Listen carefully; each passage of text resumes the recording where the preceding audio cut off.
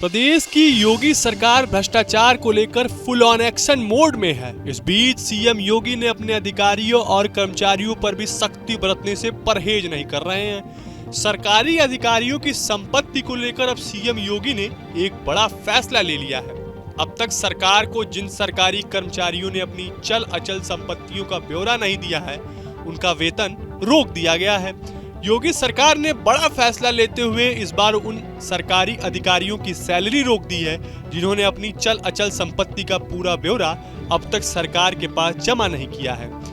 इस चीज को लेकर सरकार ने सभी विभागों के अध्यक्षों को निर्देश दिया है कि उनको ही अगस्त महीने की सैलरी दी जाए जिन्होंने अपनी हर प्रॉपर्टी की डिटेल पोर्टल पर अपलोड की है।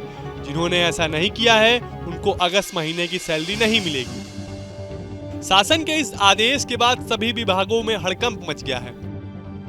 यूपी में सरकारी विभागों में पदस्थ अधिकारी और कर्मचारियों को इस बात के सख्त निर्देश दिए गए हैं कि कंडक्ट रूल 1956 के नियम 2(4) के हिसाब से मानव संपदा पोर्टल पर 31 दिसंबर 2023 तक उनकी चल और अचल संपत्ति की सारी डिटेल्स दी जाए। इसमें यह भी कहा गया है कि कर्मचारी जब तक संपत्ति का पूरा विवरण नहीं देते तब तक उनके प्रमोशन पर भी विचार नहीं किया जाएगा। योगी सरकार ने अपने पिछले आदेश में संपत्तियों की डिटेल जमा करने के लिए एक टाइम पीरियड भी दिया था।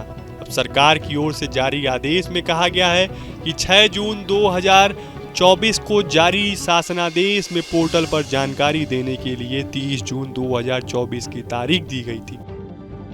इस आदेश में ये भी कहा गया था कि ब्यौरा नहीं दिए जाने पर अनुशासकीय कार्रवाई की जाएगी।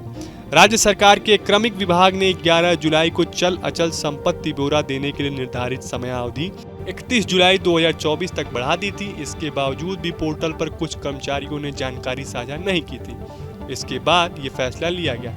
इसके अलावा शासन की तरफ से एक ये भी निर्देश जारी किया गया था कि आदेश में कहा गया कि कोई सरकारी कर्मचारी सिवाय उस दशा के जबकि उसने सरकार की पूर्व स्वीकृति प्राप्त कर ली हो, किसी समाचार पत्र या अन्य नियतकालिक प्रकाशन का पूर्णतः या अंशतः स्वामी नहीं बनेगा, न उसका संचालन करेगा और न उसको संपादन कार्य या प्रबंधन में भाग लेगा।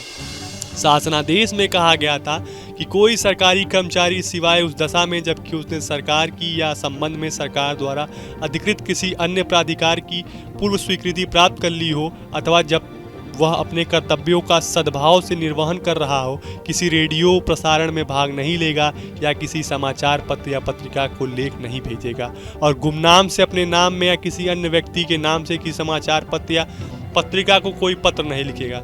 किंतु प्रतिबद्ध यह है कि उस दशा में जबकि ऐसे प्रसारण या ऐसे लेख का स्वरूप केवल साहित्यिक, कलात्मक या वैज्ञानिक हो, किसी ऐसे स्वीकृति पत्र के प्राप्त करने की आवश्यकता नहीं होगी। शासनादेश में कहा गया है कि उल्लेखनीय है कि वर्तमान समय में मीडिया का स्वरूप विस्तृत हो चुका है। इसके अंतर्गत print media, electronic media, social media, WhatsApp, Instagram, Telegram आदि डिजिटल मीडिया शामिल है। उत्तर प्रदेश सरकारी सेवक आचरण नियमावली 1956 में जहां जहां समाचार पत्रों और रेडियो प्रसारण का उल्लेख आया है, वह सभी अवयव print media, electronic media, social media तथा डिजिटल मीडिया के साथ साथ वर्तमान परिदृश्य में मीडिया के सभी संभावित प्रचलित स्वरूप से प्रतिस्थापित समझा जाएगा। तो आपको हमारा ये वीडियो कैसा लगा हमें कमेंट बॉक्स में जरूर बताएं। देश और दुनिया की तमाम और यूपी उत्तराखंड की हर छोटी बड़ी खबर के लिए न्यूज स्टेट चैनल को सब्सक्राइब करना ना भूलें। न्यूज नेशन अब व्हाट्सएप पर खबरों के ताजा अपडेट के लिए न्यूज नेशन के इस QR कोड को स्कैन करें।